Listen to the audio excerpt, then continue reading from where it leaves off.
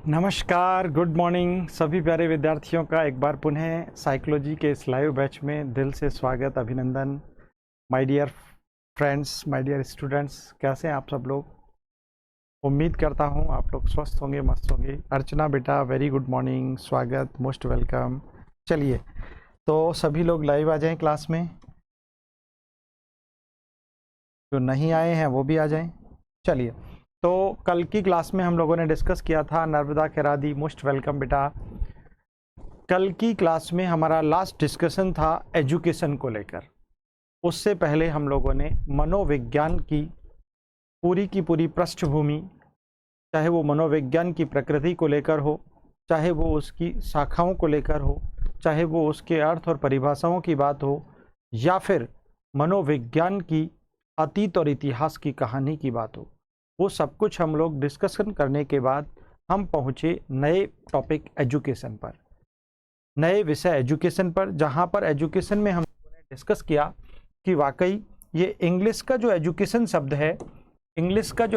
शब्द है वो लैटिन भाषा की 3 प्रकार की अवधारणाओं से बना है, जिसमें एक नाम दिया हमने एजुकेटम, जो कि लैटिन वर्ड है। इसका अर्थ विकास करना या आगे बढ़ना है। और इस एजुकेटम की स्वयं की उत्पत्ति, जो कि लैटिन वर्ड है ऑलरेडी, इसकी स्वयं की उत्पत्ति एजुकेयर एंड एजुसीयर से हुई है। तो एक अवधारणा स्वयं एजुकेटम हो गई, दूसरी अवधारणा एजुकेयर एंड एजुसीयर हो गई, और तीसरी अवधारणा माय डियर्स ई प्लस ड्यूको हो गई। ठीक है ना, ई प्लस ड्यूको, अंदर से बाहर की ओर निकालना। ई का अर्थ यहाँ पर अंदर से है और ड्यूको का अर्थ यहाँ पर बाहर की ओर निकालना। बिल्कुल माय डियर उमा शंकर, नमस्कार, स्वागत सभी प्रिय विद्यार्थियों का। सुबह की क्लास का एक अलग ही मज़ा होता है, बड़ी एनर्जेटिक मूड में और बड़े अच्छे अंदाज में डिस्कशन होता है। तो यहाँ पर उसके बाद फिर हम लोगों ने हिंदी के शिक्षा शब्द की उत्पत्ति की कहानी पढ़ी। ये जो हिंदी का शिक्षा शब्द आप देख पा रहे हैं, ये संस्कृत की शिक्ष धातु से बना है। कौन सी धातु से बना है बेटा? शिक्ष धातु से बना है, जिस शिक्ष धातु का अर्थ होता है सीखना और सिखाना। इसी प्रकार शिक्षा से संबंधित जो शिक्षक शब्द की उत्पत्ति की अगर हम कहानी पढ़ें, तो ये शिक्षक शब्द की उत्पत्ति संस्कृत की शिक्ष धातु से ही हुई है, लेकिन शिक्ष धातु में एक सफिक्स जुड़ता है जिसका नाम है नवुल, यानी प्रत्यय जुड़ता है जिसका नाम है नवुल। और प्यारे विद्यार्थियों, इस नवुल में संस्कृत का एक सूत्र इम्प्लीमेंट होता है जिसे युवोर नाको कहते हैं। क्या कहते हैं? युवोर नाको। उस युवोर नाको से नवुल का अक शेष बच जाता है, अक शेष बच जाता है, तब बन जाता है शिक्ष प्लस अक इज इक्वल टू शिक्षक। क्योंकि जब ए स्वर को हम आधे व्यंजन के साथ मैच करते हैं तो पूर्ण वर्ण बन जाता है। ठीक है, तो बन जाता है शिक्षक। फिर हम लोगों ने शिष्य शब्द की उत्पत्ति की बात की, जो कि शिष्य भी किससे रिलेटेड है बेटा? यहाँ पर शिक्षा से ही संबंधित शिक्षक। Nisha Yadav, Anoop Kumar, most welcome. Anamika, most welcome बेटा, बहुत अच्छा, शाबाश। देखिएगा, तो फिर शिष्य शब्द की जब हम बात करते हैं तो संस्कृत की सास धातु से बना है, जिस सास का अर्थ शासन या नियंत्रण होता है। और वैसे भी एक शिष्य जो होता है, एक छात्र जो होता है, वो अपने टीचर्स के नियंत्रण में ही अपनी स्टडी करता है, अपना सर्वांगीण विकास को प्राप्त करता है, और साथ ही साथ निश्चित तौर पर शिक्षक द्वारा ही एक शिष्य का शासन किया जाता है या एक शिष्य को मार्ग प्रशस्त किया जाता है। इस कारण इस शब्द का मीनिंग, यानी इस शब्द की उत्पत्ति संस्कृत की सास धातु से हुई मानी जाती है। तो हम लोगों ने ये सब कुछ पढ़ा। उसके बाद हम लोगों ने शिक्षा का अर्थ पढ़ रहे थे, और शिक्षा के वाकई प्रचलित अर्थ 2 प्रकार के जाने जाते हैं। यानी वाकई शिक्षा को हम 2 अर्थों में परिभाषित कर सकते हैं, जान सकते हैं, समझ सकते हैं। कैसे? देखिए बेटा, पहला सामान्य और प्रचलित अर्थ जो आज इस दुनिया का हर व्यक्ति जानता है, दैट इज सीखने और सिखाने की प्रक्रिया। जब भी आप किसी से बात करोगे ना, यार ये पढ़ा लिखा है, ये शिक्षित है, तो इसका मतलब हम एक अनपढ़ व्यक्ति भी कहेगा इट मीन्स इसने बहुत कुछ सीखा है अपनी ज़िंदगी में, बहुत सारी बुकिश नॉलेज ली है, अपनी लाइफ में बहुत सारी चीज़ों के प्रैक्टिकल्स किए हैं, इसीलिए उसे कह सकते हैं हम लोग सीखने और सिखाने की प्रक्रिया शिक्षा है। ये वाकई शिक्षा का प्राचीन मीनिंग है, शिक्षा का सामान्य अर्थ है। कौन सा अर्थ है? अगर मैं कहूं तो शिक्षा के प्राचीन मीनिंग की ओर ये हमारा इंगित करता है। हम इसे क्या कह सकते हैं? प्राचीन अर्थ भी कह सकते हैं।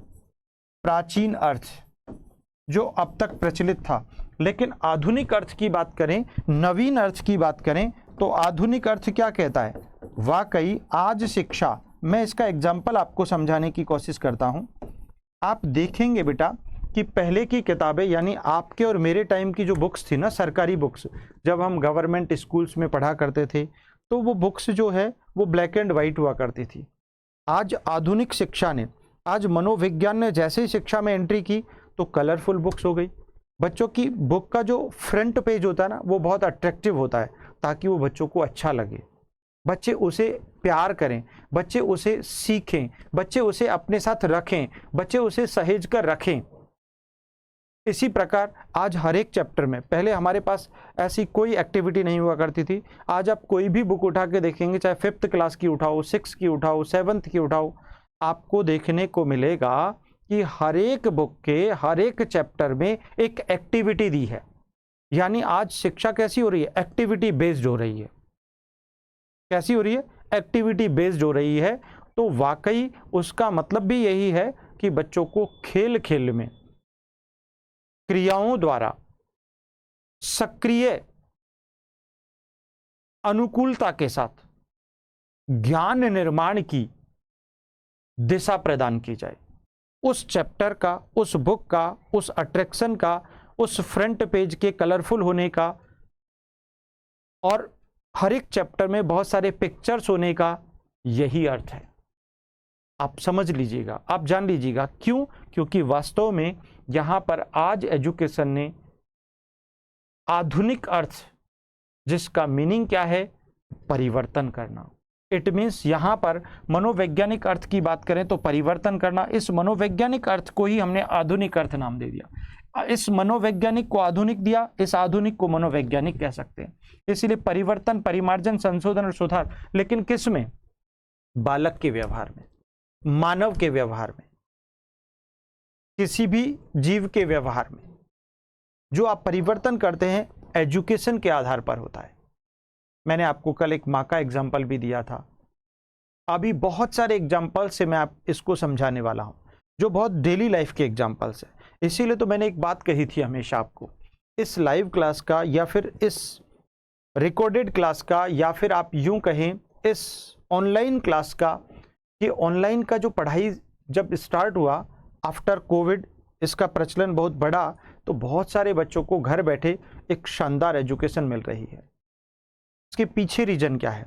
ऐसा नहीं है कि मैं ऑफलाइन में इससे बेहतर पढ़ाता हूं, गलत बात है, ऐसा बिल्कुल भी नहीं है। बस हाँ, ऑफलाइन से आपकी एक नियमितता बन जाती है, एक कंटिन्यूटी बन जाती है, एक रेगुलरिटी बन जाती है।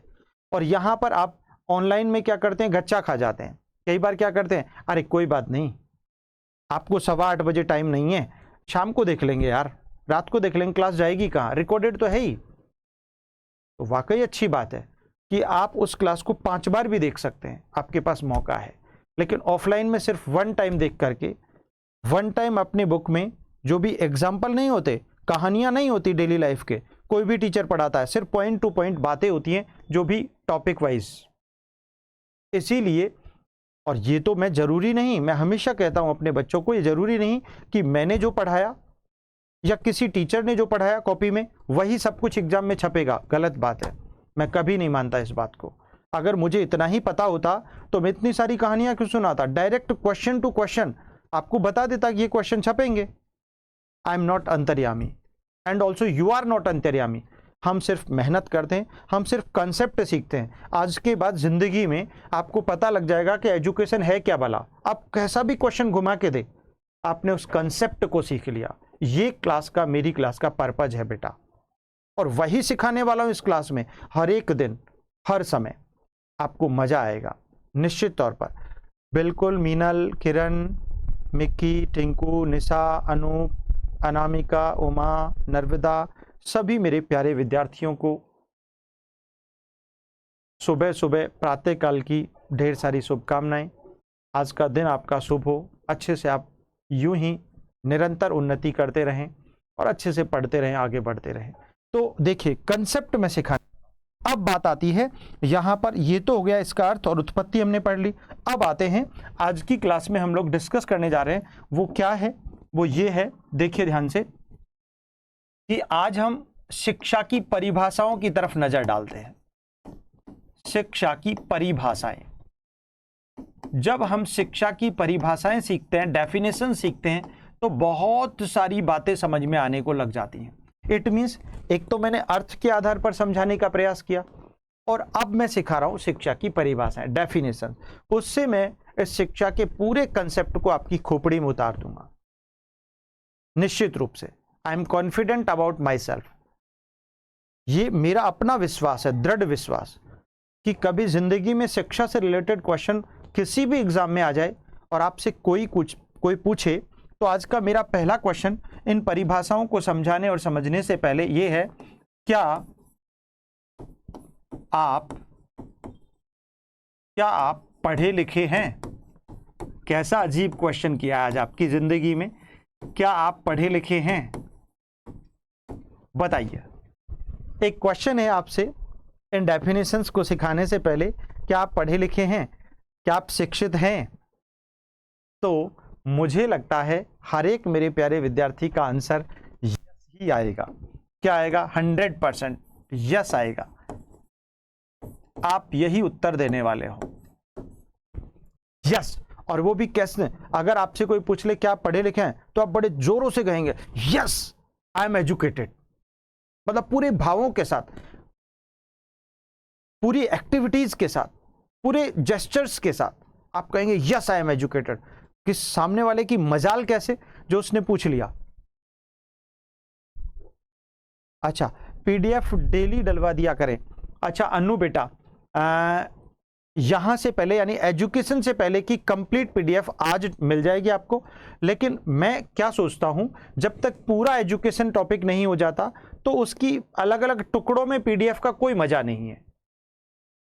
इसीलिए मैं कोशिश करता हूं यूनिट वाइज और टॉपिक वाइज, यूनिट वाइज छोड़ो, लेकिन एक यूनिट में अगर 4 टॉपिक है तो 4 टॉपिक्स की अलग अलग आपको पीडीएफ मिले तो उसका लाजवाब, उसका कहना ही क्या है।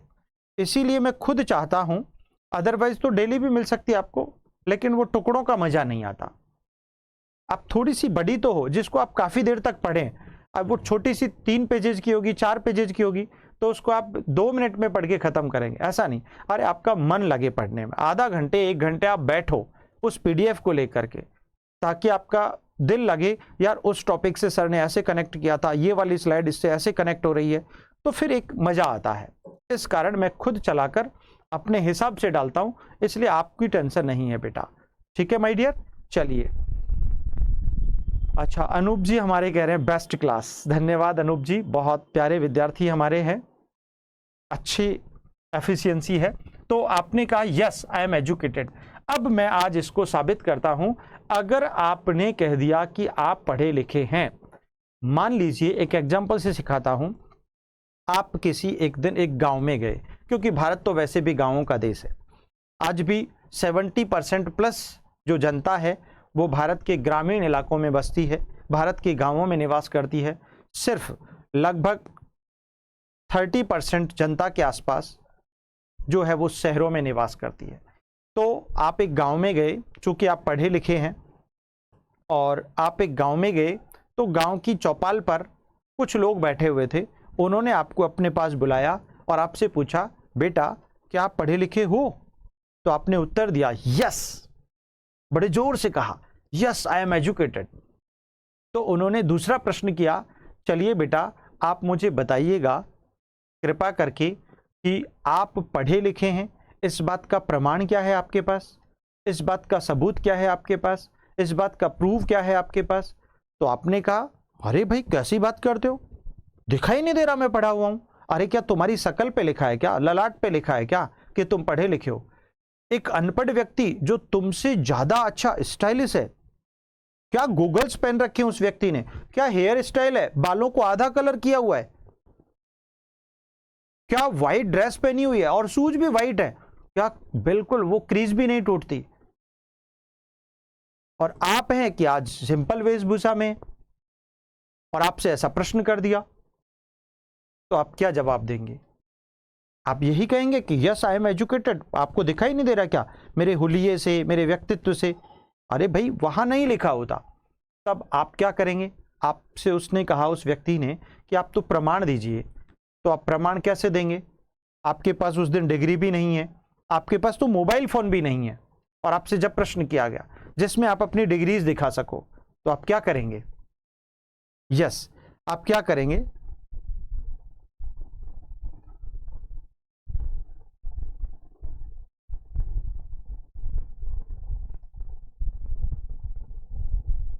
थैंक यू बेटा अर्चना।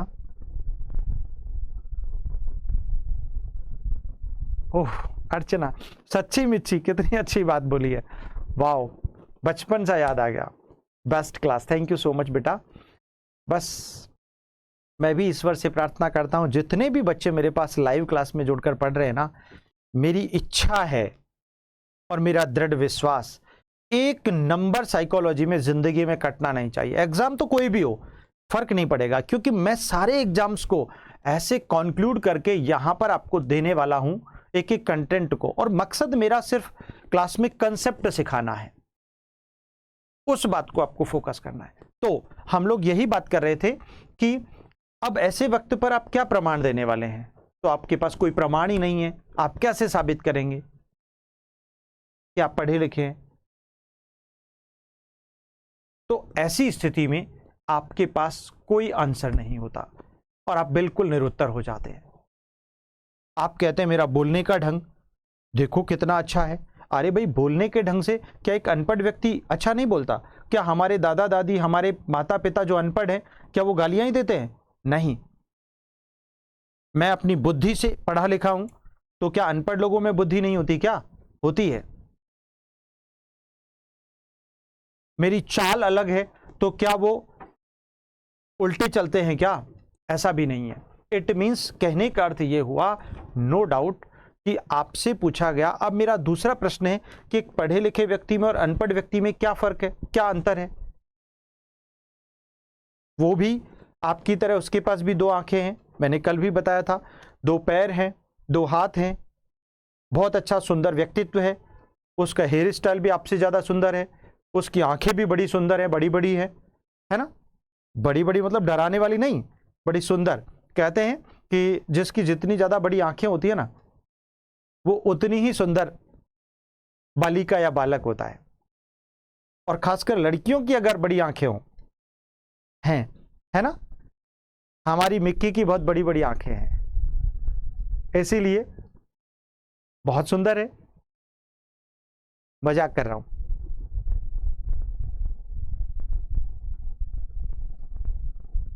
अच्छा, और मिक्की कह भी रही है, अधिकांश पढ़े लिखे जो लोग होते हैं ना, वो बड़े सिंपल रहते हैं। ऐसा नहीं है। अच्छा, आपने ये डिफरेंस किया, नहीं, इसका ये प्रामाणिक उत्तर नहीं है बेटा। अगर मान लो आप पढ़े लिखे हैं और एक अनपढ़ व्यक्ति, मैंने आप दूसरा क्वेश्चन किया कि what's the difference between them, दोनों में अंतर क्या है? तो एक पढ़ा लिखा व्यक्ति और एक अनपढ़ व्यक्ति, एक पढ़ा लिखा और एक अनपढ़ व्यक्ति, मान लीजिए एक इंटरव्यू के दौरान वो दोनों इंटरव्यू देने जाते हैं और वहां पर इंटरव्यूअर मैं हूं। कौन है? मैं हूं। अच्छा, इंग्लिश में बात करेंगे, मीनल कह रही हैं बेटा इंग्लिश तो बहुत सारे लोगों को नहीं आती, और हमारे भारत और भारत में भी राजस्थान, भारत और भारत में भी राजस्थान, राजस्थानियों का तो बहुत हाथ तंग है इंग्लिश में, हमारे यूपी वाले बच्चों का भी बहुत हाथ तंग है इंग्लिश में, हमारे बिहारी वाले बच्चों का भी बहुत हाथ तंग है इंग्लिश में। तो इंग्लिश में बात करेंगे नहीं। कई लोग, हाँ मैं मान सकता हूं कुछ हद तक कि आपका नजरिया, आपका दृष्टिकोण ठीक हो, लेकिन ये इसका प्रॉपर डिफरेंस नहीं है। मान लीजिए आप इंटरव्यू देने गए और एक अनपढ़ व्यक्ति गया, एक पढ़ा लिखा व्यक्ति जब इंटरव्यू दे रहा था तो उसका आई कांटेक्ट अपने इंटरव्यूअर की आंखों में आंखें डालकर वो देख रहा था। पहली बात, जब आप किसी की आंखों में आंखें डालकर देखते हो तो उससे आपका कॉन्फिडेंस दिखाई देता है। वहां पर आपकी कॉन्फिडेंस की परीक्षा होती है कि आपका आत्मविश्वास कितना दृढ़ है, आपका आत्मविश्वास कितना दृढ़ है। दूसरी बात, वहां पर जब आप इंटरव्यू दे रहे हो तो जैसे ही कोई सामने वाला व्यक्ति आपसे क्वेश्चन करता है तो उस क्वेश्चन का आंसर आप हाजिर जवाबी के रूप में शानदार अंदाज में देते हो। तीसरा, आपका बैठने का ढंग बिल्कुल अलग है, आप बहुत सिस्टमेटिक वे में बैठे हुए हो। आपका ड्रेसिंग सेंस भी सिस्टमेटिक है। जब आपने इंटरव्यू रूम में एंट्री की थी तो आपने परमिशन लेकर एंट्री की थी। दूसरी तरफ जो अनपढ़ व्यक्ति था उसने बिना परमिशन एंट्री की, वो आके चेयर पर बिना परमिशन के चेयर को अपनी तरफ खींचा और आके बैठ गया। तीसरा डिफरेंस, वो आके बैठने के बाद अपनी टांगों को चेयर पर हिलाने लगा और इधर उधर देखने लगा। तीसरी बात, वो सज संवर कर तो बहुत अच्छे से आया था। फिर चौथा, जब उससे क्वेश्चनिंग की गई, जब उससे प्रश्न पूछे गए तो ऐसी स्थिति में उसने अपना आई कांटेक्ट इंटरव्यूअर के सामने फेस टू फेस नहीं किया, वो इधर उधर देख करके आंसर्स दे रहा था, भले ही वो सही आंसर दे रहा था। दीज आर द डिफरेंसेस, ये अंतर है एक पढ़े लिखे और अनपढ़ व्यक्ति में। एक एग्जाम्पल से सिखाने की कोशिश की। तो ऐसा नहीं है, हमारे खाने का ढंग, पहनने का ढंग, बोलने का ढंग, सुनने का ढंग, बैठने का ढंग, चलने का ढंग, ड्रेसिंग सेंस, ऐसा नहीं कि अनपढ़ लोगों का नहीं होता, लेकिन उनसे बहुत अलग होता है। और इसीलिए तो एक बहुत बड़े समुदाय में, बहुत बड़ी भीड़ में भी आप पहचान जाओगे कुछ एक्टिविटीज से, सिर्फ कुछ एक्टिविटीज से। मैंने चेतन जब आपको पढ़ाया था, चेतना का मनोविज्ञान, वहां पर यही समझाने की कोशिश की थी कि आप समझ जाओगे कि कौन पढ़ा लिखा है और कौन अनपढ़ है। These are the differences. ऐसा नहीं है कि उनकी संस्कृति खराब होती है।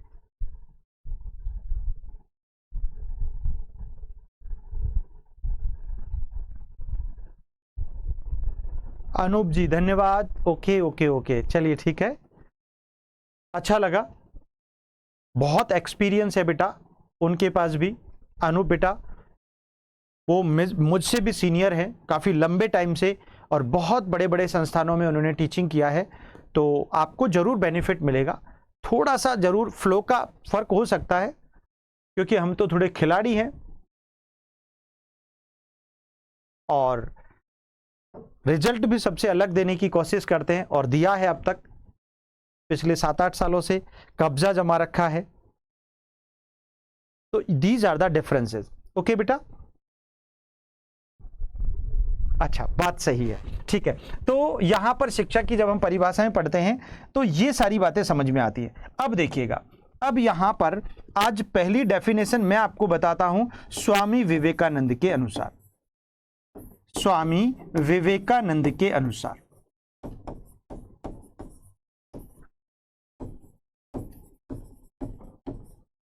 अब स्वामी विवेकानंद जी क्या कहते हैं? ये कहते हैं शिक्षा मनुष्य में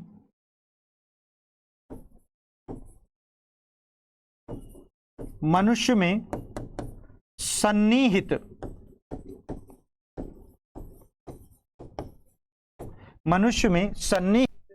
पूर्णता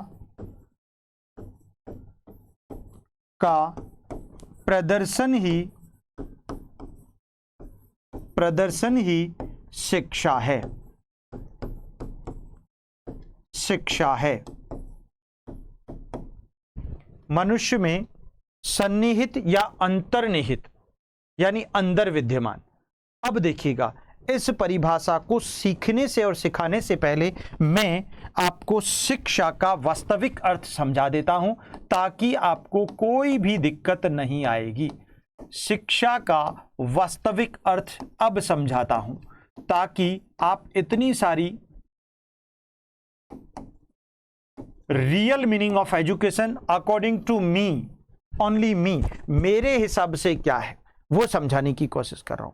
अकॉर्डिंग टू मी, आज के बाद लाइफ में कभी कोई चांस ही नहीं होगा कि आप कभी गलत आंसर दें। देखिए बेटा, इसका वास्तविक अर्थ कहता है how to draw out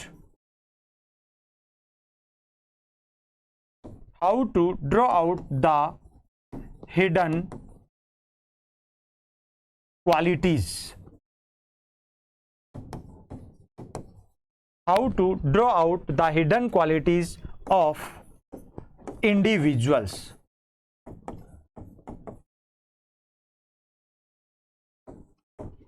is called education. That's very simple meaning. क्या मीनिंग है? हाउ, देखो मैं समझा देता हूं इसको अच्छे से. हाउ, कैसे, ड्रॉ आउट, बाहर निकाली जाए, द हिडन, छिपी हुई, क्वालिटीज, योग्यता, प्रतिभा, गुण, कला, क्षमता, निपुणता, पूर्णता, कुशलता, दक्षता आदि को ऑफ इंडिविजुअल्स, व्यक्ति के अंदर से. इसका अर्थ ये हुआ आपके अंदर, आप व्यक्ति हैं, मैं व्यक्ति हूं, आपके अंदर, मेरे अंदर जो छिपी हुई योग्यता है, जो छिपी हुई कला है, जो प्रतिभा है, उसको कैसे बाहर निकाला जाए. समझना मेरा मीनिंग क्या है. देखो मैं इसको हिंदी में भी लिख देता हूं. व्यक्ति के अंदर छिपे हुए ज्ञान, कौशल, कला, योग्यता, क्षमता, पूर्णता, दक्षता आदि को बाहर निकालकर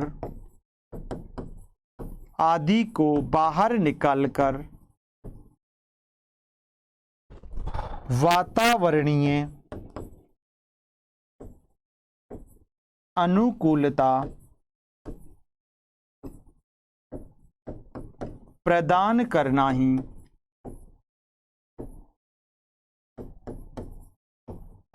शिक्षा है.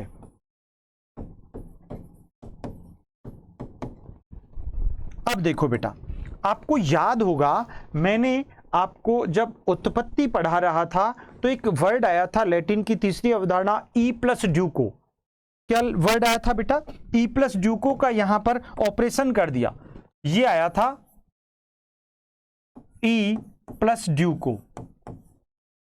इसका अर्थ ये था अंदर से प्लस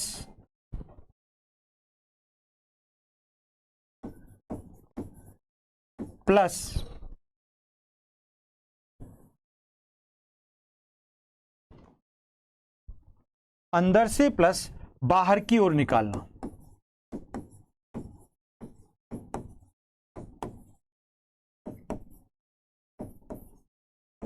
ये इसका अर्थ था. ध्यान हो तो मैंने कुछ नहीं किया, मैंने अलग से कुछ नहीं बताया. अंदर से, किसके अंदर से? व्यक्ति के अंदर से, आपके अंदर से, मेरे अंदर से.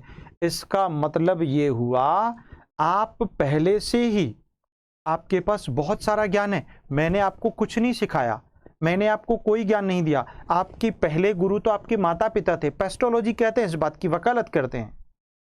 हम पढ़ेंगे इस बारे में, अभी डिस्कस करेंगे. वो कहते हैं कि आपकी प्रथम गुरु आपकी माँ थी. प्रथम विद्यालय आपका परिवार होता है और उस प्रथम विद्यालय की प्रथम शिक्षिका आपकी माँ होती है या आपके पिता होते हैं, जिन्होंने आपको खाना सिखाया, उठना सिखाया, बोलना सिखाया, बैठना सिखाया, चलना सिखाया, हंसना सिखाया.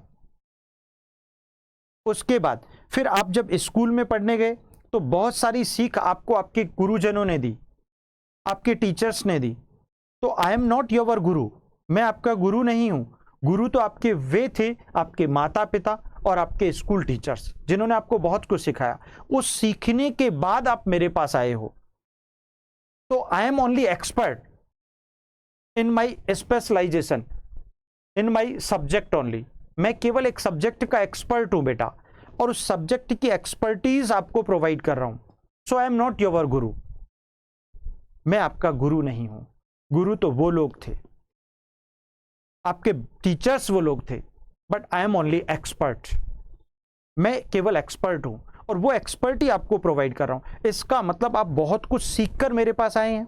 तो आपके पास जो पहले से विद्यमान ज्ञान है, जो आपके पास कला है, जो आपके पास योग्यता है, अगर उस ज्ञान को, उस कला को मैं आपके अंदर से बाहर निकालकर एग्जाम के लेवल तक ले आऊं। सुनना मेरी बात को ध्यान से, जिंदगी में गलती मत करना। ये क्लास, ऐसा कंटेंट या ऐसी लर्निंग मुझे लगता है हमारे टीचर्स ने भी हमको नहीं पढ़ाया। हमने बहुत मेहनत की, मैंने बहुत सारी मेहनत की, तब जाकर मैं अपने बच्चों को बेहतर सिखा पा रहा हूं शायद। तो बेटा मेरा कहने का मतलब समझना, आपके अंदर जो ज्ञान भरा हुआ है, आप बहुत पहले से ही बहुत सारी नॉलेज है आपके पास। और शिक्षा मनोविज्ञान या मनोविज्ञान तो आपके पास जन्मजात है, वो तो हर व्यक्ति को आता है, हर अनपढ़ व्यक्ति को और हर पढ़े लिखे व्यक्ति को। तो फिर मैं क्या कर रहा हूं, मैं क्या सिखा रहा हूं? मैं कुछ नहीं, नथिंग। मैं सिर्फ आपको एग्जाम के लेवल पर जैसा पेपर आता है ना, जैसे क्वेश्चंस आते हैं, उन क्वेश्चंस के अकॉर्डिंग आपके उस छिपे हुए ज्ञान को बाहर निकालने की कोशिश कर रहा हूं। और अगर वो बाहर निकल गया, आपका छिपा हुआ ज्ञान, आपकी कलाएं अगर बाहर आ गई, आपकी छिपे हुए ज्ञान अगर बाहर आ गया, तो आप एग्जाम के लेवल पर आ जाएंगे। और एग्जाम के लेवल पर आने के बाद आप क्या हो जाएंगे बेटा, आप सिलेक्शन ले लेंगे, आप एग्जाम क्रैक कर देंगे और लोग आपको पढ़ा लिखा कहने लग जाएंगे।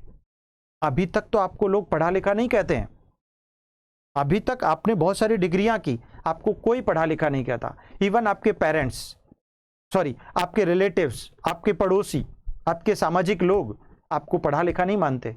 अभी तो ये कहते हैं, यार पता नहीं सुबह सुबह 7 बजे कहां चली जाती है।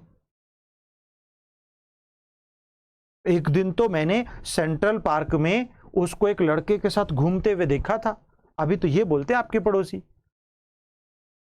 और जब आपका सिलेक्शन होगा ना, तो वही कहने वाला पड़ोसी क्या बोलेगा, अरे बहुत मेहनत करती थी, सुबह सुबह 7 बजे कोचिंग चली जाती थी, उसके बाद 12 बजे छुट्टी होती थी, सीधे लाइब्रेरी में चली जाती थी पढ़ने के लिए। सिलेक्शन तो होना ही था। वही पड़ोसी सिलेक्शन होने के बाद ये बोल रहा है। इसीलिए तो कहते हैं चमत्कार को ही नमस्कार है। इसलिए मेरे प्यारे विद्यार्थियों, ये आप ध्यान रखिएगा कि शिक्षा वाकई क्या है। आपके अंदर छिपे हुए ज्ञान को अगर मैं बाहर निकालकर अपने प्रयासों से, अपनी एक्सपर्टनेस से अगर उसे निकालकर एग्जाम के लेवल तक ले आऊं, इट मींस एग्जाम रूपी वातावरण के अनुकूल बना दूं, तो आप सिलेक्शन ले लेंगे और सिलेक्शन लेने के बाद सारे लोग आपको पढ़ा लिखा कहने लग जाएंगे। It's real, it's fact. ये दुनिया का कड़वा सच है। इसीलिए शिक्षा क्या है, शिक्षित तो आप हैं, पढ़े लिखे तो आप हैं, लेकिन उस ज्ञान को बाहर निकालकर वातावरण के अनुकूल बनाना ही शिक्षा है।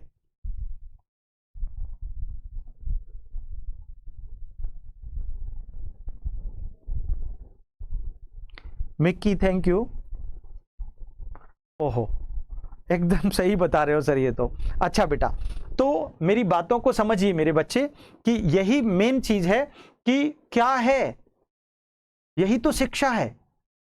तो वास्तव में शिक्षा आपके पास पहले से विद्यमान है।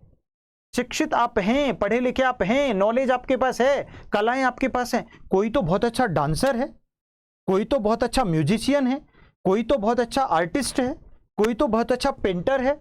लेकिन अगर कोई अच्छा कोच, अच्छा प्रशिक्षक, अच्छा टीचर, अच्छा एक्सपर्ट अगर आपकी उस प्रतिभा को बाहर निकाल दे और एग्जाम यानी परिस्थितियों यानी समाज के अनुकूल यानी उस एग्जाम के लेवल तक ले आए, तो आपका एग्जाम पास हो जाएगा और लोग आपको पढ़ा लिखा कहने लग जाएंगे। तो आपको ध्यान रखना चाहिए। तो शिक्षा का वास्तविक अर्थ आज आप जान लीजिएगा। शिक्षा क्या है? How to draw out the hidden qualities of individuals. That's right. It means व्यक्ति के अंदर छिपे हुए ज्ञान को, उसकी कौशल को, उसकी कला को, उसकी प्रतिभा को, उसकी योग्यता को, उसकी निपुणता को, उसकी दक्षता को बाहर निकालकर एग्जाम रूपी वातावरण के अनुकूल बनाना ही शिक्षा है। ये मैं नहीं कह रहा हूं, ये तो बहुत सारे विद्वानों ने कहा है, उसको प्रूव करता हूं। देखिए बेटा कैसे कैसे। अब अभी मैंने आपको जस्ट पढ़ाया कि स्वामी विवेकानंद जी कहते हैं, क्या कहते हैं कि मनुष्य में सन्निहित या अंतर्निहित पूर्णता यानी मनुष्य में, मानव में सन्निहित जो अंदर, सन्निहित का मतलब अंतर्निहित मतलब अंदर, पूर्णता जो भरी हुई है, पूर्णता मतलब ज्ञान, प्रतिभा, कुशलता, योग्यता, क्षमता, कला, पूर्णता, दक्षता आदि जो अंदर भरी हुई है उसका प्रदर्शन, उसे बाहर निकालना ही शिक्षा है। ये स्वामी विवेकानंद जी भी कहते हैं। मैं अकेला नहीं कह रहा, आप अकेले नहीं कह रहे, स्वामी विवेकानंद जी ने भी यही परिभाषा दी है।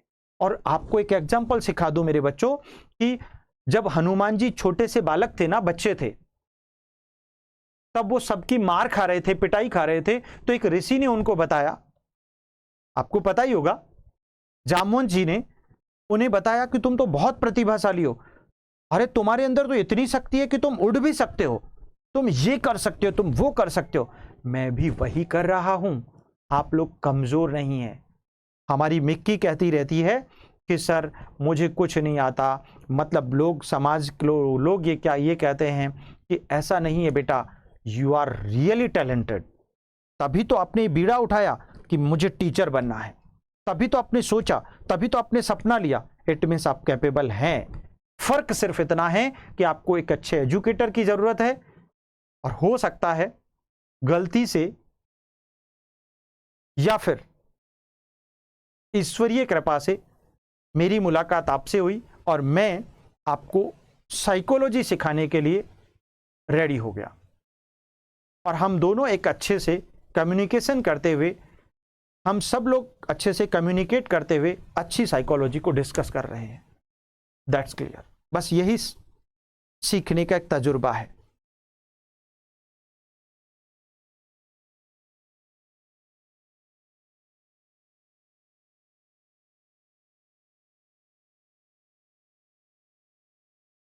यस, 100% अर्चना, सुपर बेटा। तो यही बात किसने कह दी? स्वामी विवेकानंद जी ने। फिर एक एग्जाम्पल मुझे याद आता है, गांधी जी। दूसरी डेफिनेशन हम पढ़ते हैं गांधी जी के अनुसार। गांधी जी क्या कहते हैं? महात्मा गांधी जी की बात कर रहा हूं। गांधी जी के अनुसार, गांधी जी कहते हैं शिक्षा, शिक्षा से मेरा अभिप्राय, मेरा अभिप्राय, शिक्षा से मेरा अभिप्राय व्यक्ति के या मनुष्य के, कुछ भी कह दीजिएगा, शिक्षा से मेरा अभिप्राय व्यक्ति के शरीर, मन एवं आत्मा की सर्वोत्तम अभिव्यक्ति से है।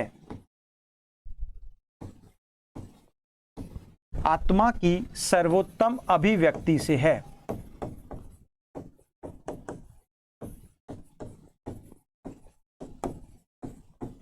देखो बेटा क्या कहना चाहते हैं ये, इसमें 3 बातें हाईलाइट हुई हैं, ध्यान से समझिएगा। शरीर, मन और आत्मा की सर्वोत्तम अभिव्यक्ति शिक्षा है according to Gandhi ji.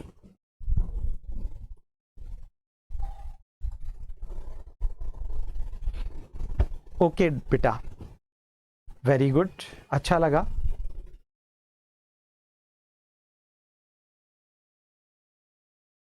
Okay चलिए, तो हम लोग यहां पर बात कर रहे हैं कि शिक्षा से मेरा अभिप्राय गांधी जी के अनुसार क्या है भाई। जो लोग, जो व्यक्ति अपने शरीर की अभिव्यक्ति सर्वोत्तम ढंग से प्रस्तुत करे वो शिक्षित है। एक एक को तोड़कर समझा रहा हूं, आप समझना, गलती मत करना, अच्छे से सीखना है। और मेरी क्लास सुनने की क्लास है, इसीलिए तो कहता हूं मेरी ऑनलाइन क्लास का एक अलग रुतबा है, क्योंकि इसको आप बार बार सुन सकते हो। मेरी डेली लाइफ के एग्जाम्पल्स और कहानी, किस्सों को ही तो आपको सुनना है, वो ऑफलाइन में कभी नहीं मिलता। ये सच बोल रहा हूं, क्योंकि ऑफलाइन में एक बार सुनाया और आप 2 महीने बाद, 1 महीने बाद सारे किस्से और कहानियां भूल जाते हैं, सिर्फ कॉपी में कुछ पॉइंट्स बचे जाते हैं। और ये डेफिनेशन तो किताबों में लिखी पड़ी है, वहां से रटोगे आप, लेकिन मैं यहां पर डेफिनेशन को खोलकर समझा रहा हूं, उसका वास्तविक अर्थ तक हम जा रहे हैं। आखिर ऐसा क्यों? वही तो पढ़ना है, उसी को तो कंसेप्ट लर्निंग कहते हैं मेरी नजर में, मेरे मायने में। तो वही चीज मैं आपके साथ डिस्कस करने की बात कर रहा हूं बेटा, कि शरीर की अगर सर्वोत्तम अभिव्यक्ति है किसी की तो वो शिक्षित है। अगर कोई मन से सर्वोत्तम रूप से अपने आप को अभिव्यक्त करे वो शिक्षित है। अगर कोई आत्मा से अपने आप को सर्वोत्तम ढंग से अभिव्यक्त करे वो शिक्षित है, अकॉर्डिंग टू गांधी जी। इसलिए गांधी जी कहते हैं कि मन से, शरीर से और आत्मा से जो अपने आप की यानी स्वयं की अभिव्यक्ति को सर्वोत्तम ढंग से समाज के समक्ष रखे, दूसरों के सामने रखे, that is educated personality according to Gandhi ji. Right, इसका मीनिंग समझिएगा। यानी अगर कोई बालक, मान लीजिए शरीर की सर्वोत्तम अभिव्यक्ति क्या है, फॉर एग्जाम्पल आप टीचर बन गए और टीचर बनने के बाद आप अपनी स्कूल में पढ़ाने के लिए चले गए, और आप जब पढ़ाने के लिए गए तो बहुत सारे बच्चे आपकी क्लास में बैठे थे, उन्होंने गजब का वेलकम किया, आपको वेलकम तो कर दिया, लेकिन थोड़ी देर बाद बच्चों ने गौर से आपको देखा, आपकी शर्ट के बटन खुले हुए हैं, आपके बाल बिखरे हुए हैं और आपकी नाक से कुछ बह रहा है। तो क्या बच्चे कल आपकी क्लास में आएंगे वापस? कभी नहीं। आपकी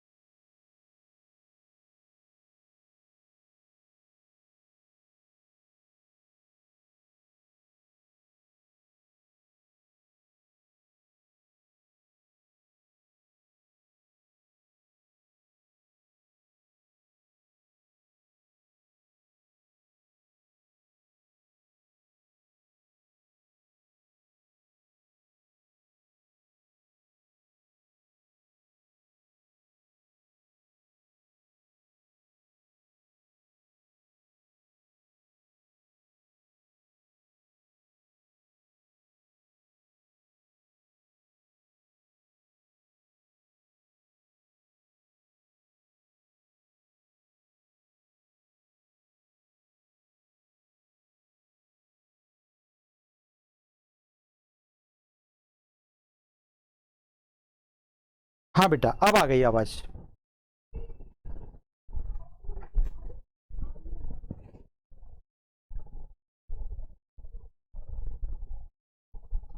हाँ ठीक है ठीक है ठीक है, ओके, डन डन डन। वापस समझाता हूं, हाँ वापस समझाता हूं। हो गई आवाज प्रॉपर हो गई है, डोंट वरी। देखो बेटा ध्यान से समझिएगा, अब वापस समझिएगा। भाई गांधी जी कहते हैं शिक्षा से मेरा अभिप्राय व्यक्ति के शरीर, मन और आत्मा की सर्वोत्तम अभिव्यक्ति से है। वापस पूरा रिपीट कर रहा हूं, ध्यान से समझिएगा।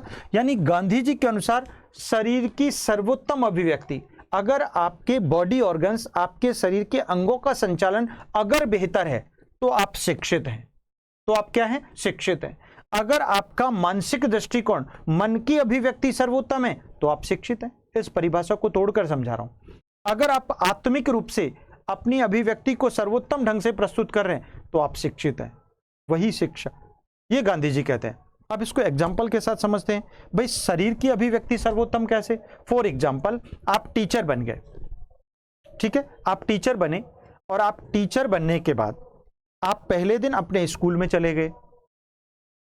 आप पहले दिन अपने स्कूल में चले गए और आपने स्कूल में जाकर, बहुत सारे बच्चे आपकी क्लासरूम में बैठे थे, कक्ष में बैठे थे, और उस वक्त क्या हुआ कि जब बच्चे कक्षा में बैठे थे तो जाते ही बच्चों ने बहुत वेलकम दिया आपको, लेकिन थोड़ी देर बाद जब आपको गौर से देखा तो आपके शर्ट के बटन खुले हुए थे, आपके बाल बिखरे हुए थे, आपकी नाक से नोज से कुछ बह रहा था, तो क्या अगले दिन आपकी क्लास में बच्चे वापस आएंगे? कभी नहीं, कभी नहीं आएंगे। दूसरा एग्जाम्पल समझो, क्योंकि आपके शारीरिक अंगों का यानी बॉडी ऑर्गन्स का जो संचालन है, जो अभिव्यक्ति है, जो प्रेजेंटेशन है, that's not good, so you are not educated according to Gandhi ji. एक और एग्जाम्पल, मान लीजिए आप क्लास में पढ़ा रहे हैं और पढ़ाते पढ़ाते आपको खुजली होती है, आप यहां पर खुजली कर रहे हैं, आप अपने पिछवाड़े पर खुजली कर रहे हैं, तो इट मीन्स आपको कैसे पढ़ाना चाहिए, आपके बॉडी ऑर्गन्स कैसे प्रेजेंट करने चाहिए, कैसे उनकी सर्वोत्तम अभिव्यक्ति होनी चाहिए। सो आपको यही पता नहीं है तो आप शिक्षित हैं? Never. So you are not educated according to Gandhi ji. तो गांधी जी कहते हैं अगर आपके शरीर की अभिव्यक्ति सर्वोत्तम है तो आप शिक्षित हैं। आप क्लास में पढ़ाते पढ़ाते, मान लीजिए आप क्लास में पढ़ा रहे हैं और आप टांगे उठाकर चल रहे हैं, ऐसे फेंक कर चल रहे हैं, तो बच्चे कहेंगे यार इनको तो चलना भी नहीं आता, मतलब आपको चलने का ढंग भी नहीं है, तो you are not educated according to Gandhi ji. तो गांधी जी के अनुसार तो शिक्षित वो है जो अपने शारीरिक अंगों का, अपने शारीरिक हाव भावों का, अपने बॉडी ऑर्गन्स का प्रेजेंटेशन, उनकी अभिव्यक्ति को सर्वोत्तम ढंग से प्रस्तुत करे, that is educated according to Gandhi ji. तो यही बात सच है। तो इसका मतलब शिक्षा आपको क्या सिखाना चाह रही है, शिक्षा आपको क्या दे रही है?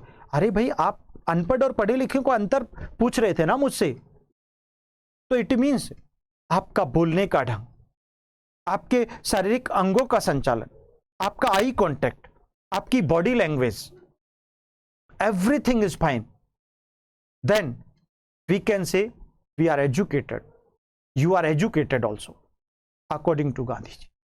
दूसरी बात कहते हैं मन की सर्वोत्तम अभिव्यक्ति शिक्षा है। मान लीजिए आप क्लास में पढ़ा रहे हैं और पढ़ाते पढ़ाते आपकी क्लास में लड़के और लड़कियां दोनों बैठे हैं और आप पढ़ाते पढ़ाते दो चार बढ़िया बढ़िया गालियों का इस्तेमाल कर लेते हैं, और तेरी तो, है ना, ऐसी गालियां आप बोलने लगते हैं, तो बच्चे कहेंगे ये पागल कहां से उठ के आ गया?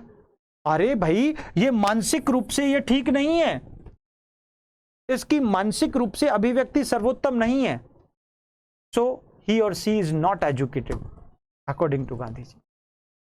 आपकी मन की अभिव्यक्ति सर्वोत्तम नहीं है तो आप शिक्षित नहीं है, तो आप पढ़े लिखे नहीं है, ये गांधी जी कहना चाहते हैं। तो इसलिए मानसिक अभिव्यक्ति सर्वोत्तम है।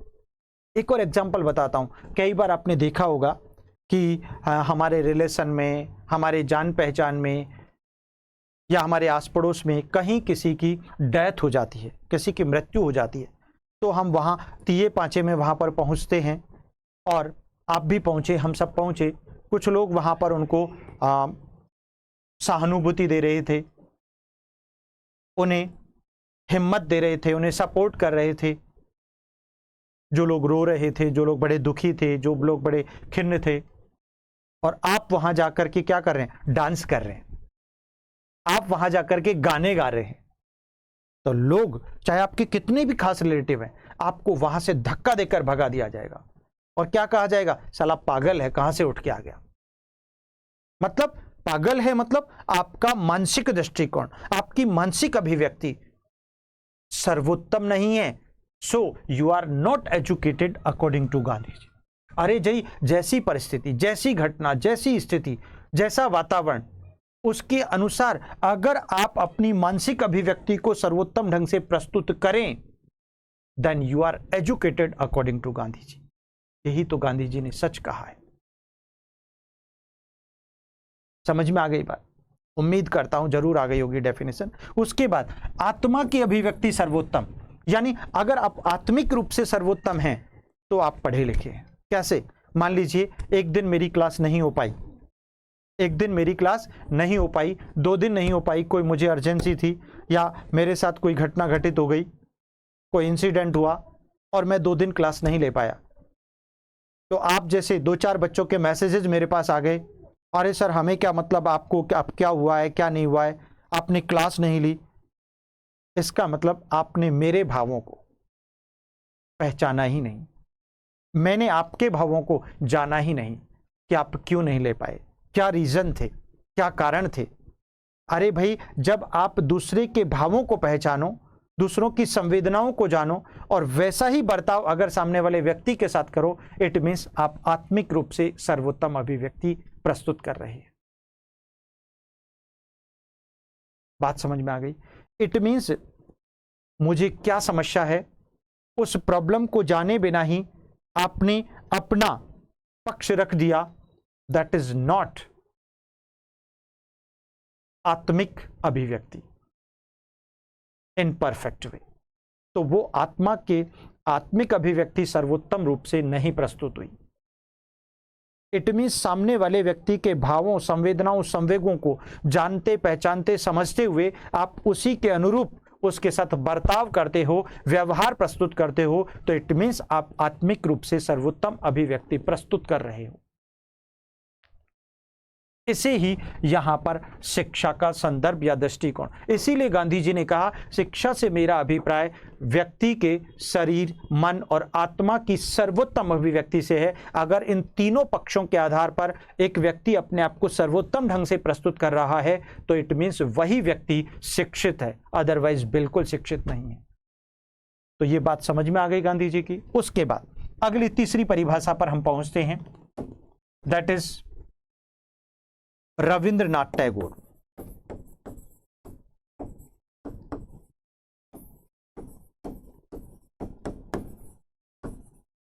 टैगोर जी क्या कहते हैं? शिक्षा से संबंधित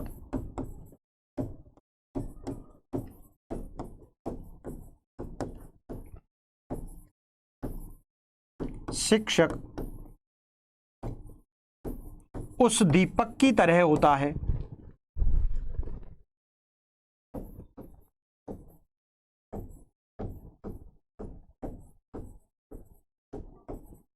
उस दीपक की तरह होता है जो स्वयं तो जलता रहता है, स्वयं तो जलता रहता है। मुझे बहुत अच्छी डेफिनेशन लगी इनकी, जलता रहता है परंतु दूसरों को यानी छात्रों को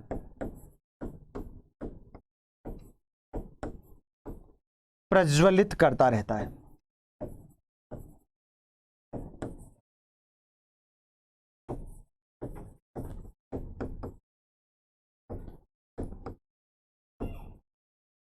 तो गांधी जी ने एक अच्छी बात बोली कि आप शारीरिक रूप से अपने जो भी बॉडी ऑर्गन्स हैं, आपकी बॉडी लैंग्वेज है, वो प्रॉपर होनी चाहिए, आपका मानसिक दृष्टिकोण प्रॉपर होना चाहिए और आपका आत्मिक दृष्टिकोण प्रॉपर होना चाहिए और इनकी अभिव्यक्ति बेस्ट से बेस्ट होनी चाहिए, वो शिक्षित है। और ये कहते हैं कि टैगोर कहते हैं, शिक्षक उस दीपक की तरह है जो स्वयं तो जलता रहता है, लेकिन खुद तो जलता रहता है, लेकिन अपनी उस जलने की उस रोशनी से दूसरों को प्रज्वलित करता है, दूसरों को रोशनी देता है। वही चीज अभी मैं आपको एग्जाम्पल बता ही रहा था।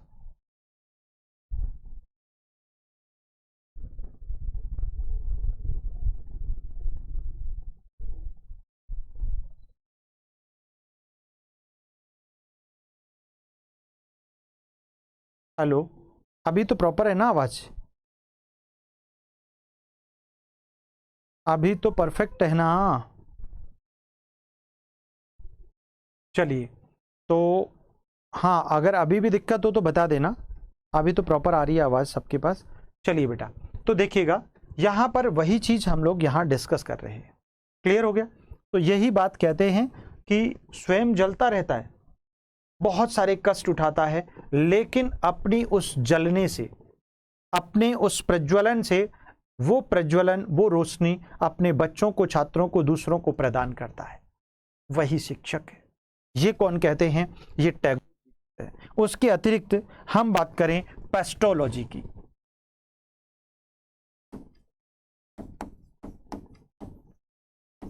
स्विट्जरलैंड के थे बाल विकास का सबसे पहले वैज्ञानिक विवरण प्रस्तुत किया था इन्होंने। बाल विकास के जनक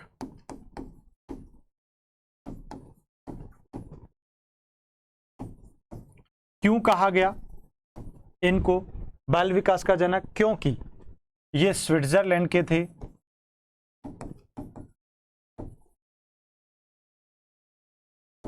क्यों कहा गया? क्योंकि इन्होंने बाल विकास के क्षेत्र में सबसे पहले साइंटिफिक स्टडी की थी।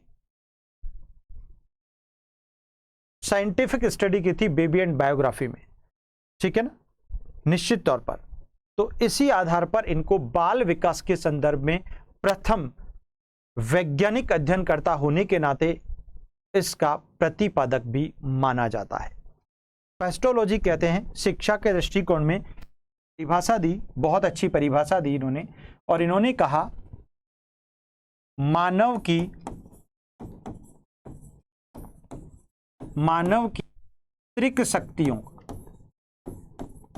आंतरिक शक्तियों का मानव की आंतरिक शक्तियों का स्वाभाविक, कितनी अच्छी बात बोलते हैं, मानव की आंतरिक शक्तियों का स्वाभाविक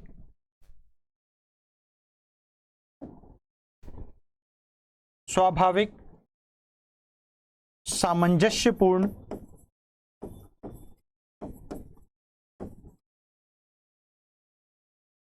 एवं प्रगतिशील विकास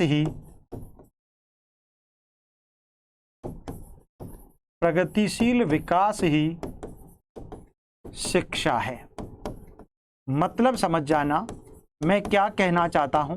बात अभी भी वही है, अभी भी नहीं बदली है। जो हमने सही मीनिंग, एक वास्तविक अर्थ जो शिक्षा का पढ़ा था वो यही था कि मानव की आंतरिक शक्तियां। अब आंतरिक शक्तियां बोले तो वही बात आ गई, यहां पर वर्ड चेंज कर दिया इन्होंने, बस आंतरिक शक्तियां कह दी। अर्थात आपके अंदर विद्यमान ज्ञान, कला, कुशलता, प्रतिभा, योग्यता, क्षमता, पूर्णता, दक्षता, निपुणता, आंतरिक शक्ति आदि का स्वाभाविक अपने आप ही सामंजस्यपूर्ण, यानी परिस्थितियों के साथ, घटना के साथ, वातावरण के साथ सामंजस्य बिठाते हुए और एवं प्रगतिशील, यानी प्रगति करते हुए बाहर की ओर प्रवृत्त होना ही, निकालना ही शिक्षा है। यही पेस्टोलॉजी का कहना है। That's very important.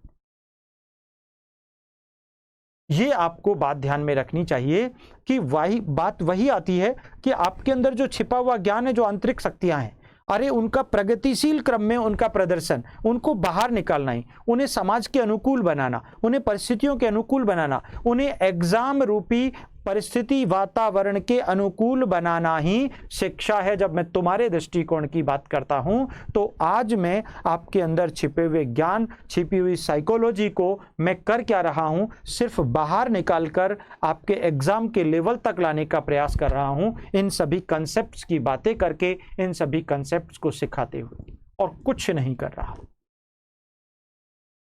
That is called education. इसी प्रकार जॉन एडम्स की हम बात कर लें। जॉन एडम्स अमेरिकन शिक्षा शास्त्री थे।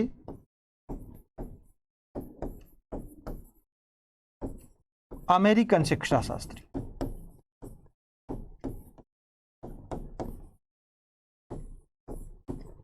जॉन एडम्स कौन है? अमेरिकन शिक्षा शास्त्री। ये कहते हैं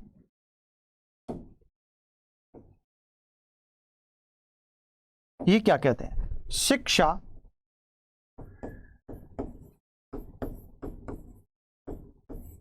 द्विमुखी प्रक्रिया है।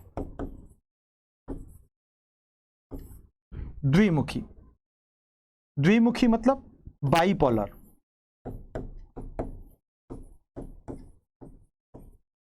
प्रोसेस, द्विमुखी प्रक्रिया है।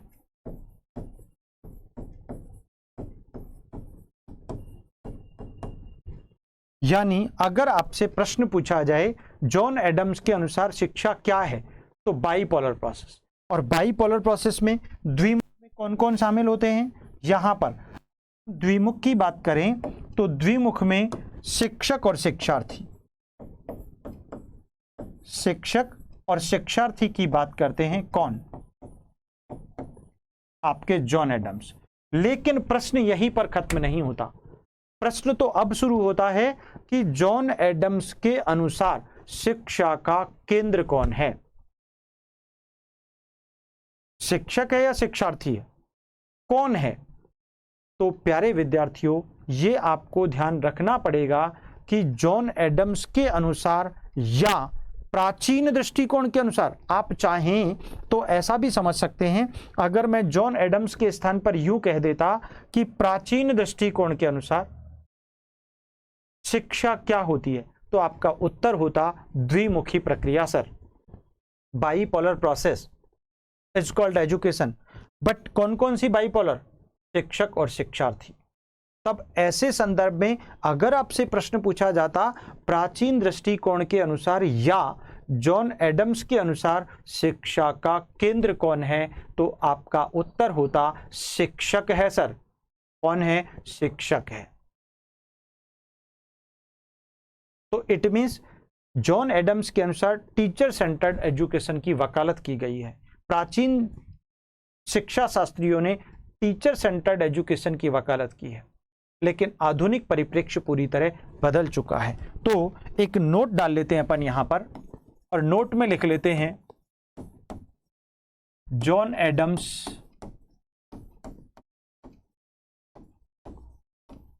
या प्राचीन दृष्टिकोण।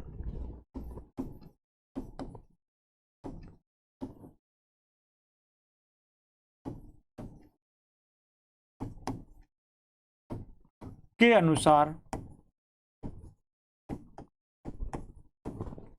अनुसार शिक्षा का केंद्र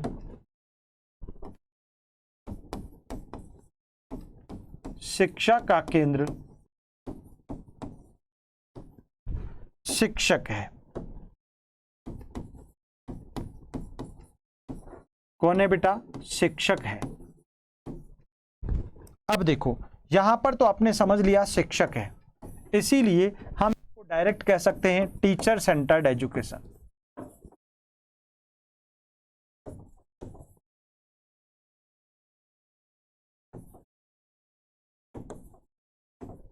ठीक है, टीचर सेंटर्ड एजुकेशन, शिक्षक केंद्रित शिक्षा।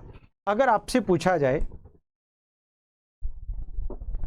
हाँ आधुनिक में बाल केंद्रित आएगा, परफेक्ट है, अभी समझा रहा हूं, अभी समझिएगा, आगे बढ़ रहे हैं अभी धीरे धीरे।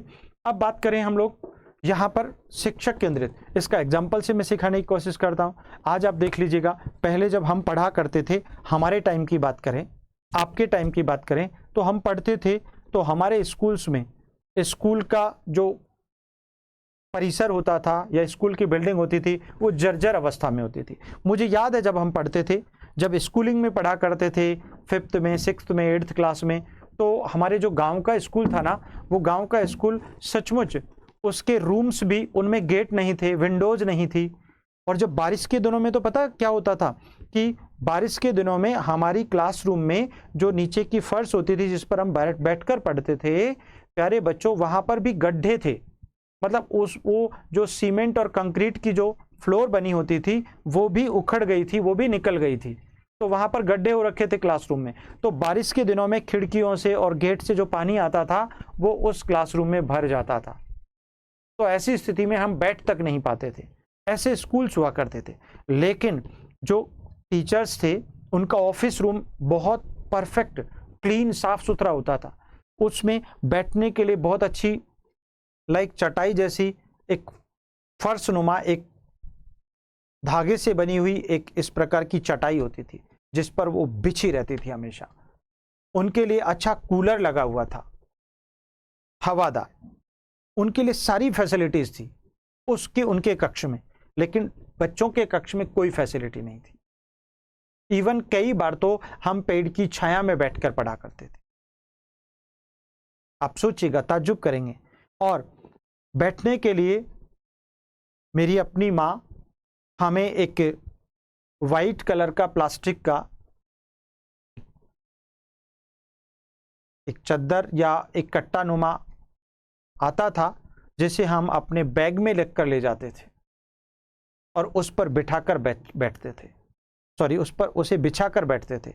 और अगर किसी बच्चे से दोस्ती पक्की हो जाती थी तो थोड़ा सा उसे फैला लेते थे और उसे भी बिठा लिया करते थे।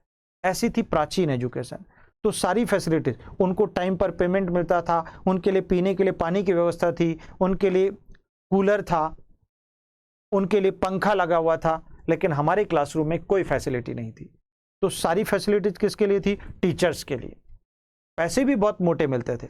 इट मीन्स वाकई पहले एजुकेशन कैसी थी? शिक्षक केंद्रित, टीचर सेंटर्ड थी।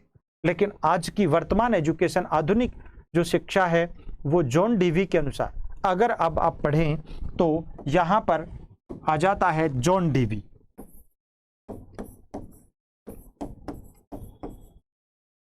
John Dewey you know American शिक्षा शास्त्री थे।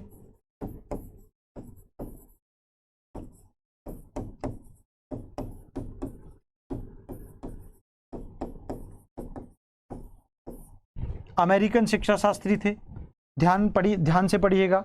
और अमेरिकन शिक्षा शास्त्री होने के साथ साथ प्रायोजना विधि के विचारक भी थे। प्रायोजना विधि, प्रोजेक्ट मेथड सबसे पहले इन्होंने ही प्रस्तुत किया था और उसी के आधार पर इन्होंने लर्निंग बाय डूइंग का कंसेप्ट दिया था 1920 में, 1920 में। याद रखिएगा मित्रों। तो ये वही जॉन डीवी हैं। जॉन डीवी, या फिर हम ऐसा भी कह सकते हैं आधुनिक दृष्टिकोण, यानी आधुनिक दृष्टिकोण या आधुनिक समय की अगर बात करें तो वो इन्हीं के समय से शुरू होता है। और ये कहते हैं आधुनिक दृष्टिकोण, और जॉन डीवी क्या कहते हैं? शिक्षा त्रिमुखी प्रक्रिया है। त्रिमुखी यानी ट्राइपोलर प्रोसेस।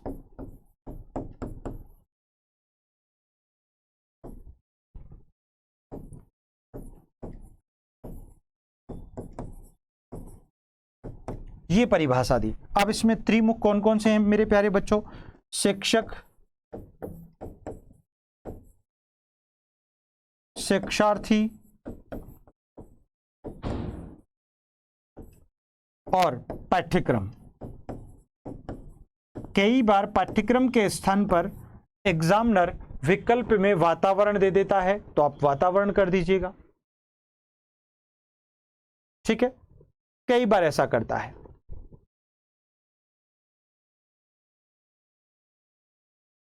बिल्कुल ठीक है।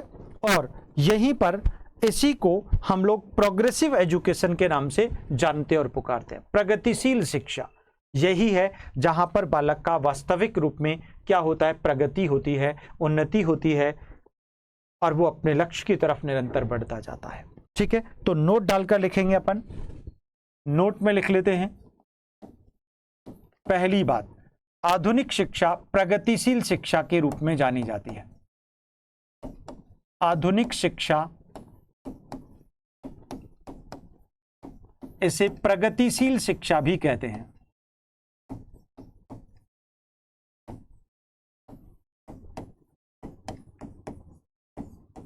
ठीक है, उसके बाद दूसरी बात आती है, इसी नोट में हम लोग लिखते हैं कि शिक्षा का केंद्र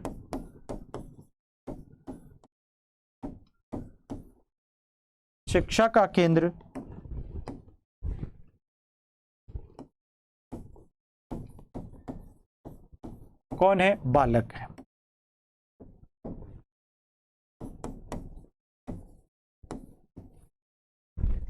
ठीक है, किसके अनुसार? जॉन डीवी के अनुसार। तो चाइल्ड सेंटर्ड एजुकेशन की वकालत करते हैं।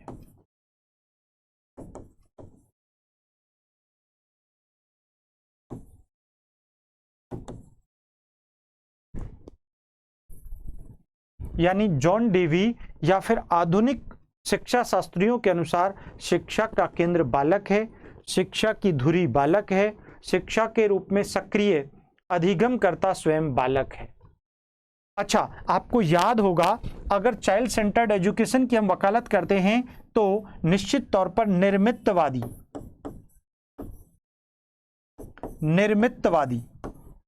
रचनावादी इसे ही आधुनिक शिक्षण प्रणाली कहते हैं। आधुनिक शिक्षण प्रणाली, शिक्षण प्रणाली। इसके अंतर्गत शिक्षक तो होता है, शिक्षक की भूमिका तो क्या होती है, टीचर तो क्या होता है, केवल सुगमकर्ता होता है, सुगमकर्ता या सुलभकर्ता।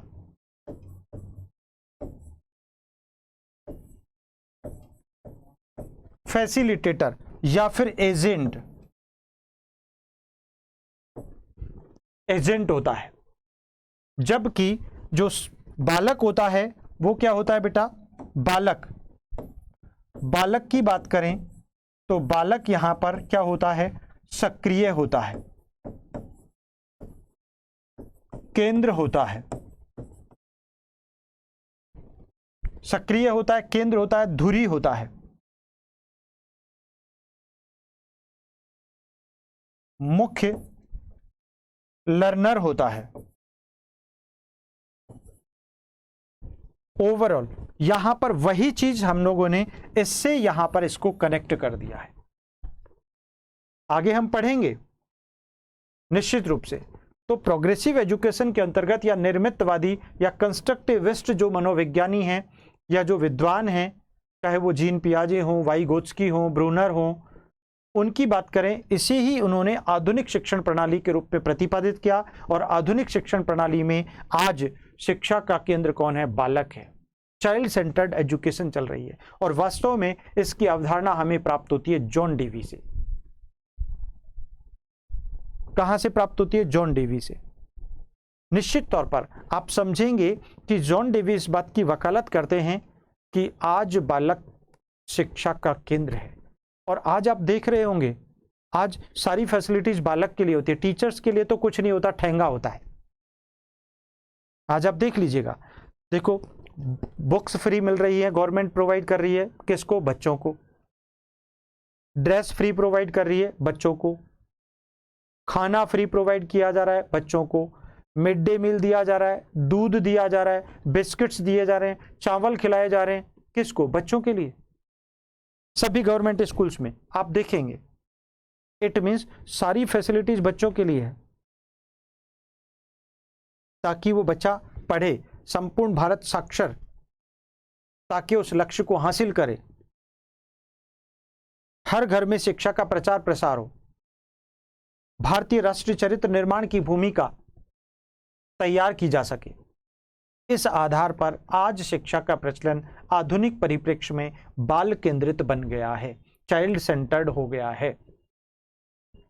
इसी को ध्यान में रखते हुए जॉन डेवी ने शिक्षा को त्रिमुखी प्रक्रिया बताया। उन त्रिमुखी प्रक्रिया में सबसे महत्वपूर्ण योगदान या सबसे महत्वपूर्ण जो पार्ट है वो बालक है, क्योंकि संपूर्ण शैक्षिक प्रक्रिया उस बालक के इर्द गिर्द घूमती है। शिक्षक तो सिर्फ एजेंट की भूमिका प्रोवाइड करता है, शिक्षक तो सिर्फ सुगमकर्ता और फैसिलिटेटर की भूमिका प्रोवाइड करता है। बाकी सब कुछ बालक को अपने वातावरण के साथ सक्रिय भूमिका में, वातावरण के साथ क्या करेगा, एक्टिव रहेगा, तो उसे ज्ञान होगा वातावरण में क्या क्या चीजें विद्यमान है, समाज उसे क्या क्या दे रहा है। जब उसने अपनी मां से कुछ शब्द सुने तो वो बोलना सीख गया। बिना सुने आप बोलना नहीं सीख सकते। इसीलिए तो कहते हैं जन्म से बहरा व्यक्ति गूंगा जरूर होता है। दुनिया में आपने आज तक जितनी उम्र जी है ना, जितने भी साल जिए हैं, उसमें आपको एक भी बालक, एक भी व्यक्ति इस धरती पर ऐसा नहीं मिला होगा जो जन्म से बहरा है लेकिन बोलता बहुत अच्छा है। संभव ही नहीं है, नामुमकिन है। इसीलिए जो सुनेगा वही तो बोलेगा। अरे जिस बच्चे ने मां शब्द सुना ही नहीं तो बोलेगा कहां से, नॉट पॉसिबल, संभव ही नहीं। अरे वो जो सुनेगा वही तो बोलेगा। तो सुनेगा कहां से, अपने समाज से, अपने आस पड़ोस से, अपने माता पिता से, अपने पेरेंट्स से, अपने परिवार से, अपने घर से। ठीक वैसे ही ये इस बात की वकालत करते हैं कि निश्चित तौर पर आज सामाजिक परिप्रेक्ष्य ही निश्चित तौर पर उसके साथ सक्रियता ही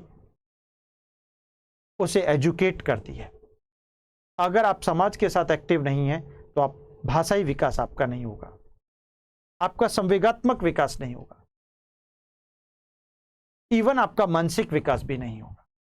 तो इसीलिए जरूरी है कि वाकई निर्मितवादी रचनावादी अवधारणा यही कहती है, ये कंसेप्ट, ये टॉपिक आपको यही बतलाता है कि सचमुच देखा जाए तो शिक्षा त्रिमुखी प्रक्रिया है, और जिसमें तीसरा मुख यानी बालक इसमें केंद्र होता है, इसकी धुरी होता है, इसके अलावा कुछ नहीं।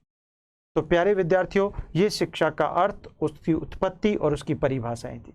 अब हम पढ़ लेते हैं शिक्षा के प्रकार। बहुत सरल टॉपिक है, टाइप्स ऑफ एजुकेशन।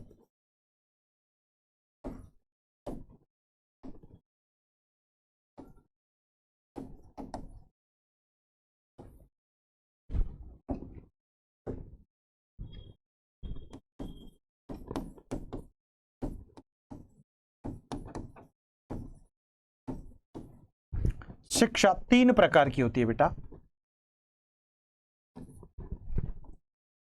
शिक्षा कितने प्रकार की होती है? 3 प्रकार की, आप जानते होंगे।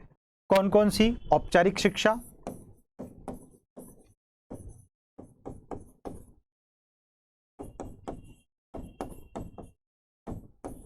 यानी फॉर्मल एजुकेशन,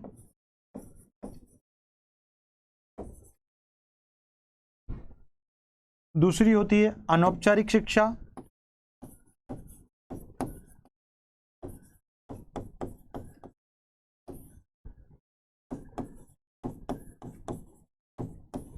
जिसे इनफॉर्मल एजुकेशन कहते हैं,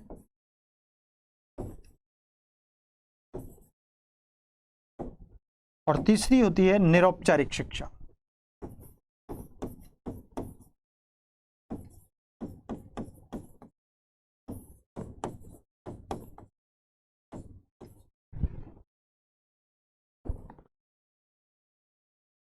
निरौपचारिक शिक्षा, नॉन फॉर्मल एजुकेशन।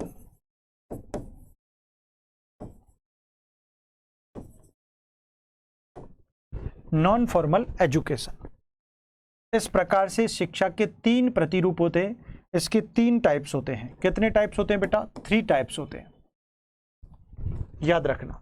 शिक्षा कितने प्रकार की होती है? 3 प्रकार की, औपचारिक, अनौपचारिक, निरौपचारिक। बस ध्यान रखिएगा, वेरी सिंपल कॉन्सेप्ट है। औपचारिक शिक्षा किसे कहते हैं? वह शिक्षा जिसके उद्देश्य और परिस्थितियां, जिसके उद्देश्य व परिस्थितियां, वह शिक्षा जिसके उद्देश्य और परिस्थितियां दोनों जिसके उद्देश्य और परिस्थितियां दोनों क्या होते हैं? निश्चित होते हैं, उसे औपचारिक शिक्षा कहा जाता है। फॉर एग्जाम्पल, मान लीजिए आपका उद्देश्य है 2024 में शिक्षक बनना, टीचर बनना, निश्चित उद्देश्य है, निश्चित उद्देश्य कि आप टीचर बनना चाहते हैं। परफेक्ट है, फाइनल कर लिया, सौगंध खा ली, कसम खा ली, प्रण ले लिया, संकल्प ले लिया, दृढ़ प्रतिज्ञ बन गए, समर्पित हो गए और ठान लिया कि शिक्षक बनना है। यह आपका निश्चित लक्ष्य हो। लेकिन उसके लिए कुछ परिस्थितियां और हैं, और वो भी निश्चित हैं, यानी सर्टेन सर्कमटेंसेस। निश्चित परिस्थितियों की जब बात आती है, इट मीन्स मान लीजिए आपको मुझसे साइकोलॉजी डिस्कस करनी है, मेरे साथ पढ़नी है, तो उसका एक निश्चित टाइम है, उसमें आपको पढ़ना पड़ेगा, उसमें आपको आना पड़ेगा। दैट्स योर सर्टेन सर्कमटेंसेस, तो निश्चित परिस्थितियां। तो ओवरऑल हम अगर पढ़ें, अगर हम अब जानें, तो इसका मतलब सीधा सा यही होता है कि निश्चित उद्देश्य हुआ, लेकिन उसके लिए परिस्थितियां निश्चित हैं कि भाई संजय सर से ही साइकोलॉजी पढ़नी है, तो उसके लिए आपको, जब मैं लाइव का टाइम रखता हूं, आपको आना ही पड़ेगा। That's compulsion, that's important. समझ में आ गए? तो निश्चित उद्देश्य और निश्चित परिस्थितियां जिसकी होती हैं, तो अब भाई निश्चित उद्देश्य और निश्चित परिस्थितियों के एग्जाम्पल्स क्या हो सकते हैं? भाई स्कूल में मिलने वाली शिक्षा, कॉलेज में मिलने वाली शिक्षा, यूनिवर्सिटीज में मिलने वाली शिक्षा आदि दुनिया भर के सभी शैक्षणिक संस्थान, even coaching, all types of teaching institutions are provide formal education. Clear? आदि सभी हमारी फॉर्मल एजुकेशन के एग्जाम्पल्स हैं। क्या है बेटा? एग्जाम्पल्स है। यही बात आपको ध्यान रखने की है, समझिएगा इन बातों को। क्लियर हुआ बेटा? तो आप ध्यान दीजिए इन चीजों को कि उद्देश्य और परिस्थितियां जिसके निश्चित हो। अब लाइक एग्जाम्पल के तौर पर मैं यहां पर आपको समझाना चाहूं तो एग्जाम्पल में हम लोग लिख सकते हैं स्कूल, कॉलेज, यूनिवर्सिटीज आदि etc are the examples of formal education. That's very clear, right? Second, हम लोग दूसरी की बात करें, अनौपचारिक शिक्षा क्या है? बहुत सिंपल है, वह शिक्षा जिसके उद्देश्य और परिस्थितियां दोनों ही कैसे होते हैं माय डियर्स? अनिश्चित होते हैं, यानी निश्चित नहीं होते हैं, अनिश्चित होते हैं। That is called informal education. Which type of? For examples, आप चलते हुए रास्ते में एक खाई में गिर गए, आपको पता था क्या? कोई निश्चित कंडीशन थी क्या? पर्पस था क्या? आपका निश्चित उद्देश्य था क्या? लेकिन आप तो गिर गए, आप तो जा रहे थे रास्ते से। तो जिसका कोई उद्देश्य निश्चित नहीं था, किसी का उद्देश्य होता है कि वो खाई में जाके गिरेगा? नेवर, कभी नहीं होता। लेकिन आपको सीख मिल गई। अब जब भी कभी भी आप उस रास्ते से निकलते हैं ना, बड़े संभल कर निकलते हैं। That is informal education. आप खाना खा रहे थे, खाते खाते एक कंकड़ और पत्थर आ गया, क्या पर्पस था आपका? कोई निश्चित पर्पस था, लेकिन आपका दांत टूट गया, क्या हुआ? That is informal education. आप उठते हुए, बैठते हुए, अपनी डेली एक्टिविटी से, रोते हुए, हंसते हुए, खाते हुए, खेलते हुए, जिसका कोई पर्पस नहीं होता, लेकिन वहां से आप कुछ सीख लेते हैं, आपकी दैनिक क्रियाओं से, आपके परिवार से, आपके आस पड़ोस से, आपकी मित्र मंडली से, आपके समाज से, जो कुछ आप सीखते हैं जाने अनजाने में, जिसका कोई पर्पस नहीं होता, बिल्कुल पर्पस नहीं होता, और न ही उसकी कोई निश्चित परिस्थितियां होती हैं कि भाई उस परिस्थिति में जाके। एक दिन क्या हुआ, एक एग्जाम्पल मुझे याद आता है। एक दिन एक बच्चा चम्मच से खाना खा रहा था, खाना नहीं खा रहा था, उसने एक महिला को, अपनी पड़ोसन महिला को देखा, वो उनके घर वो ले जाती थी उस बच्चे को खिलाने के लिए, छोटा सा बच्चा था। तो देखा कि वो पड़ोसन अपना खाना जब खा रही थी तो चम्मच का इस्तेमाल कर रही थी, चम्मच का उपयोग कर रही थी। तो उस बच्चे ने उस महिला को देखा और चम्मच पकड़ना सीख लिया। क्या पर्पस था क्या कि वो बच्चा अपनी पड़ोसन के घर पे जाके चम्मच पकड़ना सीखेगा? क्या कोई निश्चित उद्देश्य था? क्या परिस्थितियां थी कि पड़ोसन के घर पे ही जाके और उसी टाइम पर सीखना है? क्यों? वो अपने मामा के घर भी सीख सकता था, अपने स्वयं के घर भी सीख सकता था, किसी दूसरे पड़ोसी के यहाँ भी सीख सकता था, अब किसी गार्डन में जाकर किसी व्यक्ति को खाते हुए देखता तब भी सीख सकता था। कोई कंडीशन थी क्या? There is no condition, and also there is no certain objective. So we can say this is informal education. Like as जो आपके अपने फैमिली, आपके आस पड़ोस, आपके मित्र मंडली, आपके डेली रूटीन के कार्यों से जो हम जाने अनजाने में सीखते जाते हैं, that is informal education. That's very simple. So इसके एग्जांपल्स हम लोग कहें बेटा तो क्या होंगे? समाज, परिवार, आस पड़ोस,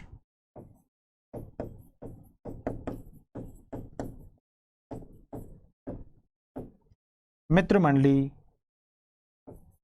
आदि, या आपके दैनिक कार्य, डेली रूटीन के जो वर्क हैं, उन सभी से प्राप्त शिक्षा इसी का एग्जाम्पल है। क्लियर? उसके बाद तीसरा और लास्ट आता है अपना, प्यारे विद्यार्थियों, निरौपचारिक शिक्षा। सिंपल, इसकी वह शिक्षा जिसके उद्देश्य तो निश्चित होते हैं। जिसके उद्देश्य तो कैसे होते हैं बेटा? निश्चित, लेकिन जिसकी परिस्थितियां कैसी होती हैं भाई? अरे परिस्थितियां अनिश्चित होती हैं। कैसी होती हैं बेटा? अनिश्चित होती हैं, निश्चित नहीं होती हैं। ऐसी उस शिक्षा को हम लोग क्या कहते हैं? निरौपचारिक, नॉन फॉर्मल एजुकेशन कहते हैं। लाइक एज, उद्देश्य तो निश्चित है भाई। एक महिला एक दिन मुझे मिलती है और वो अधेड़ उम्र की महिला थी। उसने कहा, सर, संजय सर, मेरी एक इच्छा है। मैंने की, बताओ क्या इच्छा है आपकी? कि मुझे ग्रेजुएशन करनी है। मैंने 12th तो पास कर लिया है, मैंने 12वीं तो कर ली है, लेकिन मुझे ग्रेजुएट होना है। क्या होना है? मुझे ग्रेजुएट होना है। तो ऐसी स्थिति में क्या किया जाए? भाई ठीक है, आपको ग्रेजुएट होना है, तो ऐसी कंडीशन में जब आपको ग्रेजुएट होना है तो मैंने कहा कोई दिक्कत ही नहीं, आप हो सकते हैं, लेकिन मैं स्कूल नहीं जा सकती, या यूनिवर्सिटी नहीं जा सकती, या कॉलेज नहीं जा सकती।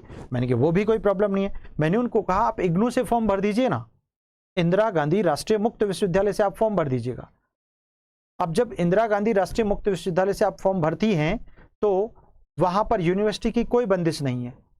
आपका पर्पस तो निश्चित है, उद्देश्य तो निश्चित है कि आपको क्या करना है, आपको बीए करना है, ग्रेजुएट होना है, उद्देश्य तो निश्चित है, लेकिन परिस्थितियां निश्चित नहीं है। यूनिवर्सिटी कहती है आप सुबह पढ़ो, शाम को पढ़ो, घर में पढ़ो, गार्डन में पढ़ो, छत पर पढ़ो, पड़ोसियों के यहां पढ़ो, कहीं भी पढ़ो, और भले ही मत पढ़ो, कोई कंडीशन नहीं है उनकी तरफ से। लेकिन उद्देश्य तो आपका निश्चित था ना कि ग्रेजुएट होना है। दैट इज निरौपचारिक, नॉन फॉर्मल एजुकेशन। ठीक वैसे ही एक एग्जांपल और देता हूं भाई। आपको रोजाना न्यूज़पेपर से 10 क्वेश्चन करंट के तैयार करने हैं। आपका उद्देश्य, पर्पस क्लियर है, आपको निश्चित, फाइनल डेडिकेटेड आप कि मुझे रोजाना 10 क्वेश्चन बनाने हैं अपनी नोटबुक में। लेकिन कंडीशन कुछ नहीं है, आप सुबह बनाओ, शाम को बनाओ, पड़ोसियों के यहाँ बनाओ, अरे चाय की दुकान पर जाकर वहां पर न्यूज़पेपर पढ़ते हुए बना लो। देयर इज नो कंडीशन, उसकी कोई कंडीशन नहीं है। आप रात को बनाओ, दिन में बनाओ, छत पर बनाओ, गार्डन में बनाओ, अरे कहीं पर भी बनाओ, देयर इज नो कंडीशन। तो पत्राचार से मिलने वाली शिक्षा, न्यूज़पेपर्स, मीडिया, दूरसंचार के जितने भी साधन हैं फॉर लाइव क्लास। अभी ये जो लाइव क्लास चल रही है ना, ये किस प्रकार की शिक्षा में आएगा बेटा? ये तो औपचारिक शिक्षा का एग्जाम्पल है। क्यों? क्योंकि इसकी पर्पज आपका फाइनल है कि आपको लाइव पढ़ना है संजय सर के साथ, तो उसका टाइमिंग कंडीशन भी साथ में है कि आप इसी टाइम पर मेरे साथ जुड़कर पढ़ सकते हैं, वरना बिल्कुल नहीं। तो this is the example of your formal education right now. It's very easy my dear, अगर आप समझें तो जितने भी मीडिया के हैंडल्स हैं उनसे आपको जो भी सीख मिलती है, radio, TV, newspapers, correspondence education, right, उसके अतिरिक्त जितने सारे दूरसंचार के माध्यम है, उन सभी से प्राप्त शिक्षा आपकी कौन सी होगी? निरौपचारिक शिक्षा। तो एग्जाम्पल अपन लिख लेते हैं इसके 2-3, आपको समझ में आ जाएगा, ध्यान आ जाएगा। इसके एग्जाम्पल्स बनते हैं इस प्रकार। पत्राचार यानी कॉरेस्पॉन्डेंस शिक्षा, है ना। रेडियो टीवी, अखबार, न्यूज़पेपर्स, जो भी संचार के सभी साधन आदि, इनसे प्राप्त शिक्षा आपकी कौन सी शिक्षा होगी बेटा? निरौपचारिक, नॉन फॉर्मल एजुकेशन। तो माय डियर्स, आज की क्लास में हम लोगों ने बहुत सुंदर, बहुत बेहतर लर्निंग की, जिसमें मैंने आपको कंप्लीट एजुकेशन के बारे में, एजुकेशन का ओरिजिन समझा दिया, उत्पत्ति बता दी, एजुकेशन की मीनिंग एंड डेफिनेशन समझा दी। उसके अतिरिक्त आपको मैंने एजुकेशन के टाइप्स भी सिखा दिए। तो यहाँ पर आकर के, और सिर्फ सिखाए नहीं, आपने देखा होगा, आपने पढ़ा होगा कि ये सभी आपको किसी बुक में नहीं मिलने वाला है। वो इसीलिए मैं कहता हूँ कोई भी टॉपिक छोटा और बड़ा नहीं होता। बहुत सारे बच्चे इस गलतफहमी में होते हैं कि सर मुझे तो आता है ये वाला टॉपिक, पढ़ने की आवश्यकता नहीं है। लेकिन जब सीखने और सिखाने की बारी आती है तब पता चलता है कि इसे हम ऐसे पढ़ सकते हैं, ये हमारा बेस्ट तरीका हो सकता है। सो माय डियर्स, ये आपको ध्यान में रख लेना चाहिए। क्लियर हुआ? तो ये बात आती है कंप्लीट एजुकेशन को लेकर हम लोगों ने चर्चा की। अब इसके बाद नए टॉपिक की चर्चा हम लोग अपनी नेक्स्ट क्लास में करेंगे। तो मेरे प्रिय विद्यार्थियों, आज के लिए इतना ही। धन्यवाद। जय हिंद, जय भारत।